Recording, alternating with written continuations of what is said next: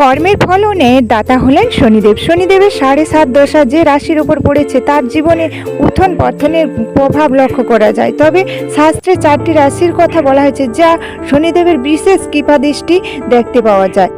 মেষ রাশি, এই রাশি জাতক জাতিকাদের শনিদেবের প্রভাব খুব কম পড়ে বলে মনে করা হয়, তাই এইসব রাশি জাতক জাতিকাদের সুখ সমৃদ্ধি বজায় থাকে। নাম্বার 2, তুলা রাশি, এই রাশি জাতক জাতিকারা ভালোভাবে কাজকর্ম করে থাকেন বলে শনিদেবের কৃপাদৃষ্টি বর্ষিত হয়, তাই তাদের উপর আশীর্বাদ প্রাপ্তি থাকেন। নাম্বার 3, মকর রাশি, এই রাশি জাতক জাতিকারা প্রচুর পরিমাণে পরিশ্রমী হয়, শনিদেবের বিশেষ কৃপা বর্ষিত হয়।